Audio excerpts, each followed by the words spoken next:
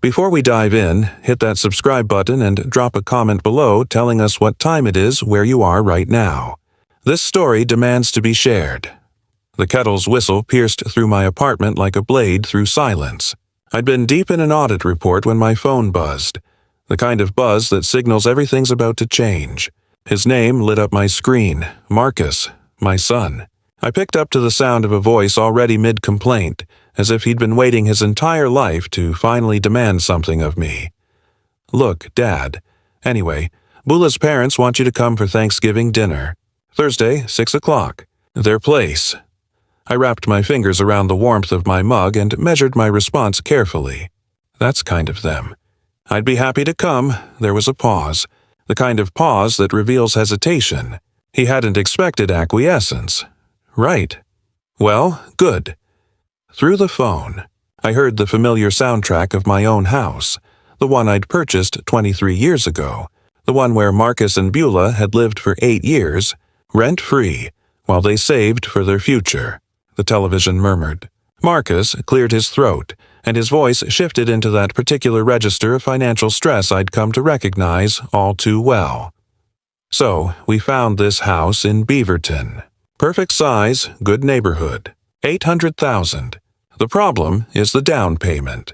We're short about $160,000. Banks don't work the way they used to, you know. I glanced around my apartment. 1 bedroom, sparse but immaculate. Second-hand furniture, each piece strategically chosen to reinforce a narrative I'd spent 2 decades carefully constructing. I said nothing for a moment, letting the silence breathe. That's a significant amount. Yeah, well, Marcus's voice carried a resigned shrug. Not like you'd have that kind of cash lying around anyway. Then it came. Beulah's voice, not meant for my ears but loud enough to cut through nonetheless. Just tell the old man we need money. Wait, never mind. He's probably living on Social Security or something. No defense from Marcus, no pause. No acknowledgement that his father deserved better than this casual dismissal. So, anyway, Dad, you'll come Thursday. 6 o'clock sharp. I closed my eyes briefly. In my mind, the numbers cascaded like they did during every quarterly review. Government Accountability Office. Senior Auditor. $50,000 monthly. Portfolio value. $2.3 million. 20 years ago, I'd made a choice. Let my son build character without the cushion of inherited wealth. Let him earn his independence the hard way. The irony burned like acid. I'll be there, Marcus. Should I bring anything? Just yourself. Don't worry about it. A pause. Then, carefully, actually, maybe don't park on the street. The Bakers have a nice neighborhood. Park around the corner or something. I opened my eyes and stared at my reflection in the darkened window overlooking Portland's downtown. The man looking back was 62, disciplined, methodical, someone who'd spent decades analyzing financial misconduct, following money that didn't want to be found, uncovering patterns others missed. "I won't be late," I said, keeping my voice deliberately even. "Thank you for inviting me."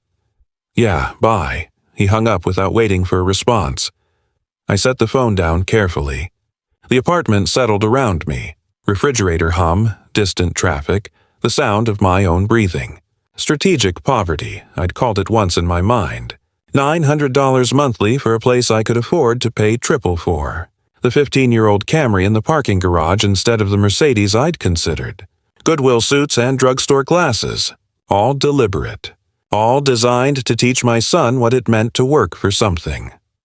I walked to the bookshelf and picked up a framed photograph. Marcus at 7, gap-toothed and grinning, holding up a spelling bee certificate. On the back, in careful pencil, "Best Dad." I remembered that day, his pride, how hard he'd worked for those words, how he'd looked at me like I was invincible. When exactly had that boy become a man who told me to park around the corner? I set the photo down and moved to my desk. Years of auditing had trained me in one thing above all: documentation. I opened my laptop, created a new file, and titled it simply, Thanksgiving 2024. Date, November 18th, Monday evening, 7:43 p.m. Call from Marcus. Duration, approximately 4 minutes. Content, Thanksgiving invitation. indirect request for 160K, dismissive remarks, overheard contempt, I typed methodically. Every word, every silence, every casual cruelty embedded in his assumption that a man who appeared to have nothing must actually have nothing. This was how I'd built my career, finding the first anomaly. The initial fracture that suggested something deeper was broken. This was my first entry. I saved the document and stood, walked to my closet, opened the door.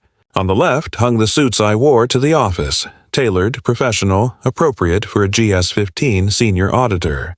On the right, pushed to the back, the older clothes. The worn jacket I'd bought on sale 15 years ago. Shoes with heels that needed replacing. A costume, waiting to be worn. I needed to see the truth before deciding anything. I needed to know who my son had become when he thought his father had nothing to offer. My hand reached past the good suits, toward the back of the rack. Thursday was 3 days away. I would attend this dinner. I would play the role they'd assigned me. The poor, embarrassing father who couldn't park on their nice street. And I would watch. I would listen. I would document. Then I'd decide whether my son was worth saving. I pulled out the old jacket, held it to the light. A small stain on the lapel I'd never quite gotten out. A button that didn't match the others where I'd replaced it. Perfect. Monday morning light filtered through my apartment windows as I examined the fabric worn thin at the elbows. Faded from charcoal to something closer to ash. I'd worn it to a budget committee meeting 9 years ago, back before the promotions. Back before the salary bumps that had built my portfolio into something substantial. It would do nicely. I hung it on the back of my desk chair and dressed in my usual work attire. 40 minutes later, I was in my Camry, deliberately taking the route that passed my real house. The house stood in a quiet Portland suburb, modest by neighborhood standards but solid. 3 bedrooms, 2 baths, built in 1998. I'd paid $400,000 for it. Current value, $650,000. The lawn needed mowing. Marcus's Honda sat in the driveway next to Bula's Lexus. My house, their home. 8 years ago, Marcus had called me with careful hesitation in his voice. Dad, I know this is a lot to ask, but could Bula and I stay at your place for a few months? Just until we save up for our own house. I'd said yes immediately. Of course, son. Stay as long as you need. It's your home, too. 8 years. 48 months. 10,000 days of free housing in a property worth more than most people earned in a lifetime. And still they were $160,000 short. I drove on, my mind working through the numbers like it worked through discrepancies in federal budget reports. Marcus's job at the marketing firm paid $70,000 annually. Bula managed a boutique fitness studio, probably pulled in $50,000. Combined income, $120,000 monthly. 0 rent, 0 mortgage. Over 8 years, $960,000 had flowed through their accounts. Where had it gone? The pearl-white Lexus SUV in my driveway probably answered part of that question. At the GAO office downtown, I settled into my familiar routine. Files spread across my desk. Contractor overcharges, grant misallocations, the endless creativity of people who thought they could hide money if they moved it fast enough. I'd built 4 decades following money that didn't want to be found. Roland, you heading out early for Thanksgiving? Marcus from the next cubicle leaned over the partition, coffee mug in hand. Taking Thursday and Friday off. Dinner with my son's family. That's nice. Betty's proud to have you visit. I glanced up. Marcus had met me 10 years ago when I joined this division. Watched me rise through the ranks, seen the commendations, knew my reputation for thoroughness. He had no idea about the apartment, the Camry, the careful construction of poverty I maintained outside these walls. We'll see, I said, allowing myself a slight smile. That evening, back in my apartment, I pulled out an old leather wallet from my desk drawer. Inside, tucked behind expired insurance cards, I found what I was looking for. A photograph from Marcus's 8th birthday. He'd made me a card. Construction paper and marker. Best Dad written across the front in crayon. I'd kept this for 20 years. 20 years of watching him build his own way, believing he was earning everything himself. I thought I was teaching him independence, self-reliance, the value of work without a safety net. Maybe I just taught him to look down on anyone he perceived as having less. I put the photo back and closed the drawer. Wednesday evening, my phone rang again. Marcus just confirming I was still coming. 6 o'clock. The Baker place in West Lynn. He had the address. I assured him I did. But then his voice shifted, uncomfortable. Maybe dressed nicely. I mean, as nice as you can. I looked at the old suit laid across my chair. I'll wear my best suit, Marcus. Right. Okay. See you tomorrow. The relief in his voice cut deeper than Beulah's overheard insult. After he hung up, I sat at my desk and added to my documentation file. November 20th, Wednesday, 18:17 p.m., call from Marcus. Confirmation of dinner attendance. Request to dress nicely, as I can. Implied concern about my appearance before in-laws. I saved the file and moved to inspect my Camry in the parking garage. 15 years old, 180,000 miles, but meticulously maintained. The GAO parking lot held Audis and Teslas belonging to colleagues at my level. I drove a car worth maybe $3,000. The cognitive dissonance had stopped bothering me years ago. I cleaned the Camry's interior, checked the tire pressure, made sure nothing would draw unwanted attention. Not too shabby to be insulting, but clearly the vehicle of a man without resources. Tomorrow, I'd drive this car to a mansion in West Lynn, park it around the corner as instructed, and walk to dinner in my decade-old suit. I'd watch my son. I'd memorize the pattern now. 7 years of dinners with the Bakers, each one a master class in performative sympathy. 7 years ago, the first dinner, Dwight had asked what I did for work. I'm an auditor with a government agency. Ah, public sector. He'd chuckled, shared a knowing glance with his wife, Patricia. Well, someone's got to do it. Must be rewarding in other ways. Patricia had smiled with practiced sympathy. Marcus mentioned you live quite simply. Very admirable in this materialistic age. Marcus had jumped in quickly. Dad's always been about minimalism. Life, philosophy, you know. Not a lie, but not the truth either. A reframing that let them all maintain their comfortable narrative. Poor Roland making the best of limited circumstances. So admirable. So noble in his acceptance, I'd said nothing to correct them. Because I'd believed then that Marcus knew better. That my son understood the difference between choosing simplicity and having it forced upon you. The years had clarified everything. The casual dismissals. The apologetic tone when he mentioned me to friends. The way he'd started spacing out his visits to my apartment, like he was embarrassed to be seen entering a building without a doorman. Tomorrow would be the final test. Thursday morning, I dressed with the precision I brought to audit preparation, the old suit carefully pressed, the scuffed shoes buffed to hide the worst wear. I looked at myself in the mirror, a man appearing to do his best with limited means. The performance was complete. I locked my apartment door and walked to my car. The Baker house was 40 minutes away in West Lynn, one of Portland's wealthier suburbs. Dwight had made his fortune in commercial real estate. Patricia's family had old money, the kind predating Oregon statehood. They'd built a house that announced their status from the street like a declaration of war. By 7 o'clock tonight, I'd know whether my son was worth saving. The Camry's engine turned over smoothly. I backed out, drove through downtown toward the highway. Traffic was light. Everyone rushing toward their own Thanksgiving tables, their own family moments. I wondered how many of them were really tests in disguise. In my mind, I reviewed the framework I'd spent 40 years developing. The auditor's approach to uncovering truth. Establish the baseline. Document the evidence. Follow the pattern. Draw conclusions only from facts, never assumptions. Tonight, I'd gather the final data points. Then, I'd know what kind of man my son had become. The neighborhoods transformed as I drove west. Modest apartments gave way to sprawling homes. Then mansions with gates. West Lynn announced wealth from every corner. Manicured lawns, luxury vehicles, streets named after trees that cost more to maintain than most people earned monthly.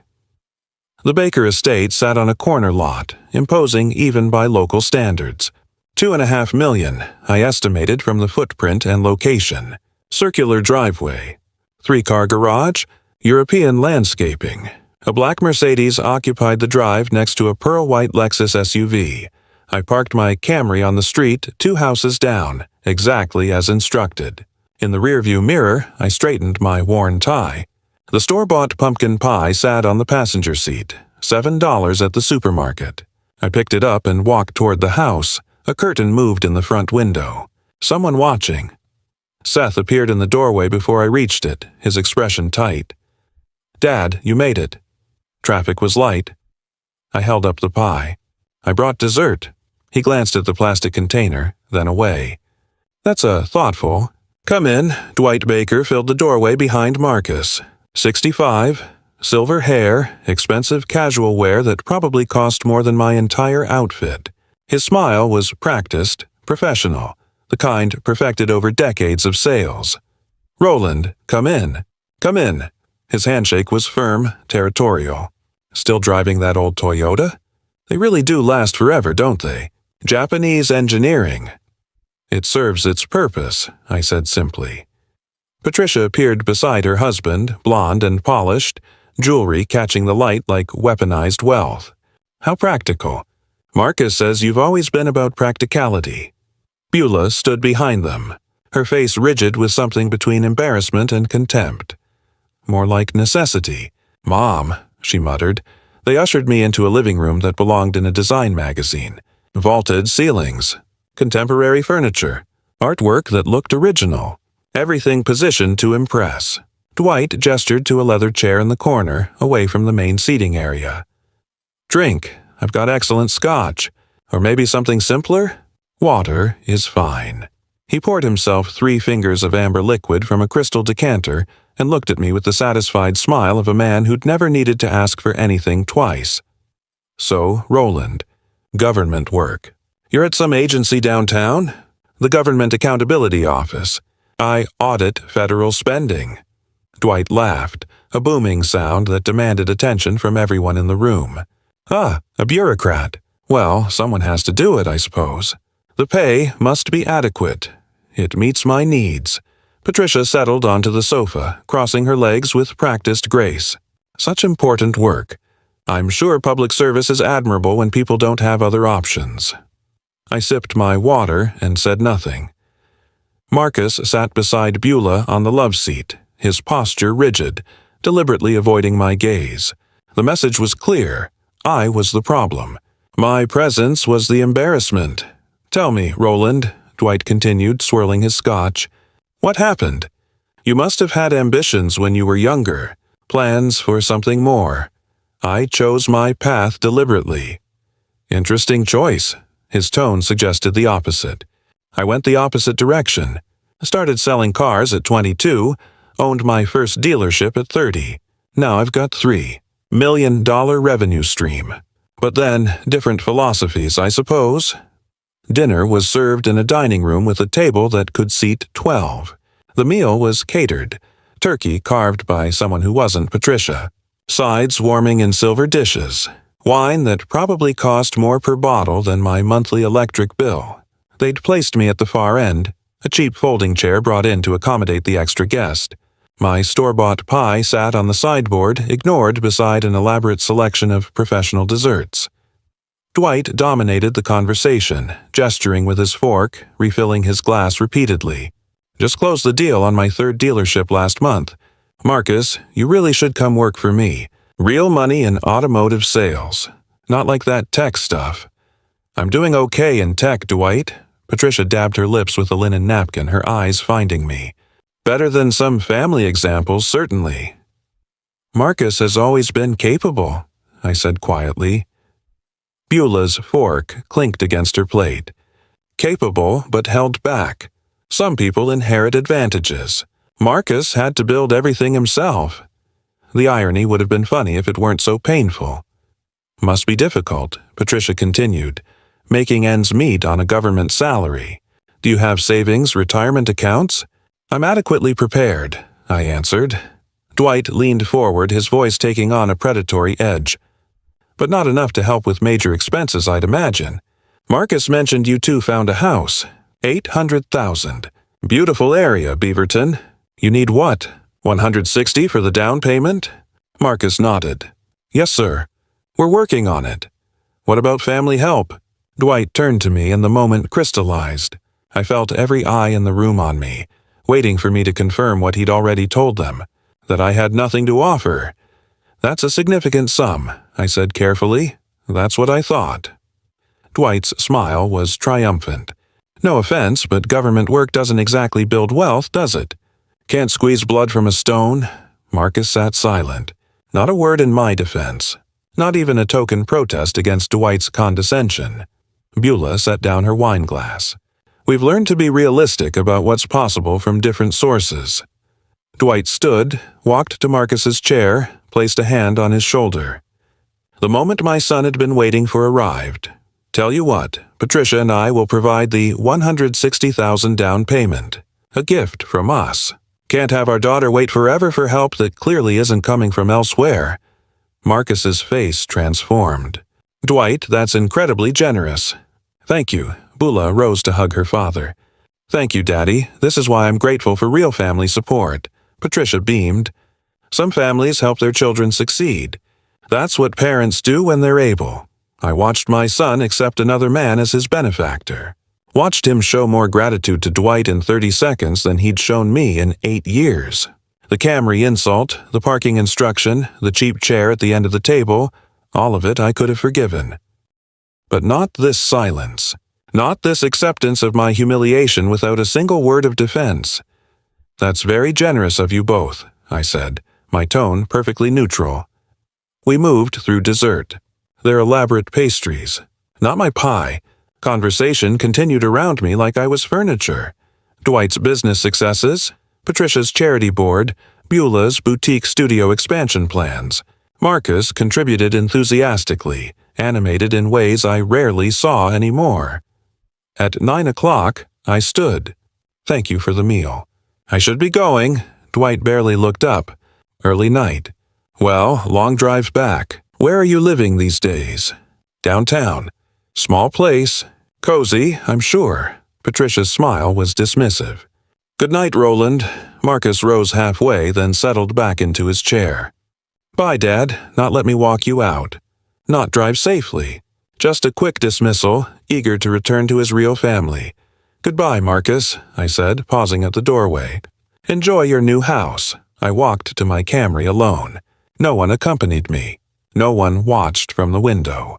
I sat in the driver's seat, key in the ignition, but I didn't turn it. My hands were steady. My breathing even. The auditor in me was already organizing the evening into categories, documenting evidence, building the case file. 8 years rent-free in my house. Tonight's complete betrayal. Dwight's hand on Marcus's shoulder, claiming him. I started the engine and pulled away from the curb. In my rearview mirror, the Baker mansion blazed with light and laughter. I'd seen enough. The drive back took longer than usual. I stopped twice. Once at a gas station just to sit in fluorescent light. Once at a park overlook where Portland's downtown glittered below like something beautiful I'd never truly own. My mind was working, sorting, categorizing. Not anger, something colder. I reached my apartment at 10:47. The building was quiet, most residents already asleep. I unlocked my door, set my keys in the bowl by the entrance, moved directly to my desk. Documentation first, always. I opened my laptop and pulled up the file I'd started Monday, November 21st. Thursday, 6 p.m. to 9 p.m. Location, Baker Residence. West Lynn to present Dwight Baker, Patricia Baker, Marcus Stewart, Beulah Stewart, Roland Stewart. I typed everything. Dwight's comments about my car, Patricia's questions about my finances, Beulah's contempt, Marcus's silence, the down payment offer, Marcus's gratitude, not to me, never to me, but to the man who'd spent the evening systematically diminishing everything I was. The words filled 3 pages, clinical, precise, the way I'd write an audit report on financial malfeasance. When I finished, it was past midnight. I saved the document. backed it up to 3 separate drives, then sat back in my chair. 20 years of deliberately living beneath my means. Teaching Marcus independence. 8 years of free housing while he saved nothing. Tonight's complete betrayal. I pulled up my financial management software. Government Accountability Office salary, $50,000 monthly. 23 years at this level. 20 more before that at lower grades. Total career earnings over 40. Years, conservatively managed. Checking account, 127,000 savings accounts. 418,000 investment portfolio. 1,987,401K. Retirement, 845,000. Total. Liquid assets, 377,000. The house where Marcus lived rent-free, $650,000 current value. Mortgage paid off 12 years ago. Total assets, $4,027,000. Stared at the numbers. $4 million. $4 million that could have prevented tonight's humiliation with a single sentence. But I'd wanted to know who he really was. Now I did. Friday morning arrived with gray rain. I made coffee, sat at my kitchen table, opened my laptop. First search, Oregon inheritance law. Disinheritance children. The results were clear. Oregon allowed complete disinheritance. No requirement to leave anything to adult children. A properly executed will with explicit language would suffice. Second search. Oregon eviction law. Family members. More complex. 30 days notice minimum. 8 years of legal occupation might create complications. I'd need an attorney. Third search. Transfer on death deed. Oregon. Perfect. A TOD deed would transfer property ownership upon my death directly to named beneficiaries, bypassing probate entirely. It could be revoked or changed any time while I lived. Marcus wouldn't inherit the house automatically. I could name anyone, any organization, any charity. He'd have nothing. I spent the afternoon organizing documents. Property deed. Tax records. Financial statements. 8 years of documentation showing Marcus had lived rent-free, paying zero toward mortgage or utilities. His income tax returns I'd helped him file, showing his substantial earnings. The rain intensified. I made lunch, barely tasted it, returned to my laptop. By evening, I had the framework, a 2-pronged approach, both legally airtight. 1. A new will explicitly disinheriting Marcus with clear language explaining why. Everything to charity. Perhaps organizations supporting foster children or educational opportunities for underprivileged youth. Kids who actually needed help, unlike my son, who'd squandered 8 years of advantages. 2. A transfer on death deed for the house, also to charity, or perhaps sold with proceeds to charity. Marcus would need to vacate within 30 days of my death, but first, I needed him out while I was still alive. Saturday morning, I dressed casually and drove past my house. Marcus's Honda was in the driveway, Beulah's Lexus beside it, lights on in the kitchen. They were home, probably discussing their new house, celebrating Dwight's generosity, my house, my equity, my gift turned into a weapon against me. I drove back to my apartment and made a phone call to a colleague who'd gone through a messy divorce. Marcus, it's Roland. I need an attorney recommendation. Real estate and inheritance law. Everything okay? Just planning ahead. Someone thorough. Vernon Price. He handled my property settlement. Doesn't mess around. Want his number? I wrote it down. Vernon Price's website was professional. 40 years experience. Estate planning, property law, complex family situations. Office in downtown Portland, walking distance from my apartment. I drafted the email carefully. Subject, consultation request. Estate planning and property matter. Mr. Price, I am seeking legal counsel regarding estate planning and a property matter involving family occupation. I am a 64-year-old federal employee with substantial assets and real property. I need to execute a comprehensive will, establish a transfer on death deed, and address the current occupation of my primary residence by family members. I have documentation prepared and am ready to proceed quickly. Please advise your availability for an initial consultation. Regards, Roland Stewart. He read it twice, checked for typos, and hit send. The email departed with a quiet sound. I sat back in my chair, coffee cooling beside me on the desk. Outside my window, Portland moved through its Saturday routine. By noon, Monday afternoon, I'd organized everything an attorney would need. When Vernon Price's assistant called with an appointment for Wednesday morning, I was ready. Wednesday arrived cold and clear. Vernon Price's office occupied 2 floors of a glass-fronted building near Pioneer Courthouse Square. Professional but not ostentatious. Leather chairs, organized shelving, the quiet efficiency of a place focused on substance over appearance. Vernon met me in the conference room. Mid-40s, graying at the temples, direct handshake. Mr. Stewart, thank you for coming in. I understand you need estate planning assistance. I set my leather portfolio on the table and opened it. I need to disinherit my son completely and permanently. Can Oregon law accomplish this? Yes, it can. Oregon doesn't require parents to leave anything to adult children. I removed my documentation. The handwritten notes from Thanksgiving. Bank statements showing my accounts. Property deed for the house. My current will leaving everything to Marcus. Retirement summaries. I arranged them in organized stacks between us. My son showed me who he is when he thought I had nothing. Now that I'm certain of his character, he'll receive nothing. Vernon read through my documentation methodically, occasionally making notes, asking clarifying questions. When he reached my financial summary, his eyebrows lifted slightly. You have substantial assets. The house alone is worth $650,000, paid off 12 years ago. Your son has lived there rent-free for 8 years, while accumulating zero savings and learning to be embarrassed by you. I see, Vernon said, setting the deed aside. And your liquid assets? $1.2 million in savings and investments, $800,000 in retirement accounts.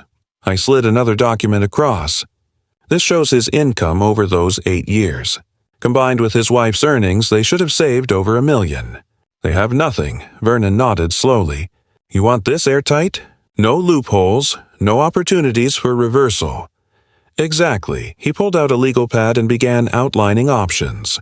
2 approaches, life estate or transfer on death deed. TOD was cleaner, faster, harder to challenge. For liquid assets, a new will was straightforward. Name any beneficiary. Include explicit disinheritance language. Who receives your estate? Vernon asked. No family alternatives. I have no siblings. My parents are long deceased. I want the money to go to children who actually need it. Kids from families without resources. The Portland Education Foundation provides scholarships to low-income students. Reputable, established, perfect for estate gifts. That works, Vernon said, allowing himself a slight smile. There's a certain poetry to that choice. There's justice to it. Over the next 2 weeks, I became intimately familiar with the process. Vernon sent drafts for review. I read each page carefully, my years of analyzing complex federal documents serving me well. I requested specific language changes, clarifications, additional provisions. The property appraisal required coordination. I called Marcus on a Tuesday evening. Marcus, I'm having the house appraised next Tuesday. The appraiser will need access. Appraised? Why? Insurance purposes. Routine property valuation. Will you be home? No, I'll be at work. Bula might be here. This seems sudden. It's overdue. I'll coordinate with the appraiser. He'll be professional and quick. Kevin Murphy conducted the appraisal on schedule. I accompanied him. It was my property after all. The appraisal came back at $650,000. Fair market value. By mid-December, all documents were ready. Vernon scheduled the signing for a Wednesday afternoon. Joyce Hartman's notary office occupied a corner of the law firm's second floor. Small desk, official seal mounted on the wall, filing cabinets of recorded documents. 2 witnesses, law firm staff, stood against the wall. Joyce reviewed my federal ID badge, verified my identity. She slid the new will across the desk. Mr. Stewart, I need to verify you understand these documents. This will revoke all prior wills and directs your entire estate to the Portland Education Foundation. Do you understand? Completely. And this deed transfers your property to the same foundation upon your death. Your son, currently residing there, is not a beneficiary. You understand this? I do. That's my intention. Very well. Please sign here, here, and initial here. I signed with deliberate strokes. The pen moved smoothly across the pages. Then the TOD deed. Joyce supplied her seal. The stamp made a definitive sound that echoed in the quiet room. She handed me the documents. These are now in effect. The TOD deed needs county recording. The next morning, I personally walked the recorded deed to the Multnomah County Recording Office. I wanted to see it entered into public record myself. The clerk processed it efficiently, provided a stamped copy with the official recording number. He held the document, read the stamp. Real now, permanent. The house would never be Marcus's. Christmas came and went. Marcus sent a brief text. Generic holiday wishes. Nothing personal. No invitation to celebrate together. No acknowledgement of the Thanksgiving that had changed everything. I spent Christmas Day organizing my files, reviewing my documentation, preparing for what came next. By early January, I was ready. I texted Marcus in early January. Brief, neutral, need to speak with you. Coffee Wednesday afternoon, downtown cafe on 3rd. His response came hours later. Sure, what's this about? Better in person. Wednesday arrived gray with rain. I reached the cafe, selected a corner table near the window, ordered black coffee, watched the street until Marcus appeared, walking quickly, shoulders hunched against the weather. He sat across from me, confusion evident. What's going on? You sounded serious. I sipped my coffee. Let the moment settle. I want to tell you about something I did 20 years ago. A decision about how to raise you. Marcus frowned. Okay. When you were 15, I made approximately $200,000 annually as a senior federal auditor. I had a substantial investment portfolio, significant savings, real assets. I could have given you anything. Private schools, new car, college paid in full. His expression shifted, uncertain now. Instead, I chose to live modestly. Let you believe we had limited resources. I wanted you to learn independence, self-reliance, the value of work. I set down my cup. I wanted to see who you'd become without the cushion of obvious wealth. Marcus's face paled. What are you saying? I'm saying I currently have $1.2 million in savings and investments, $800,000 in retirement accounts. I own the house where you live, $650,000, paid off. Total assets approximately $4 million. The color drained completely from his face. You're joking. I'm telling you the truth I've hidden for 2 decades. The poverty you've been embarrassed by? Strategic. The modest apartment, the old car, the worn suits. Choices, not necessities. His hands gripped the table edge. Why would you? To see who you'd become. To understand your character when you thought I had nothing. Thanksgiving showed me everything I needed to know. Thanksgiving? That was you accepting another man's money without defending your father. That was you sitting silent while the bakers systematically humiliated me. That was you telling me to park around the corner because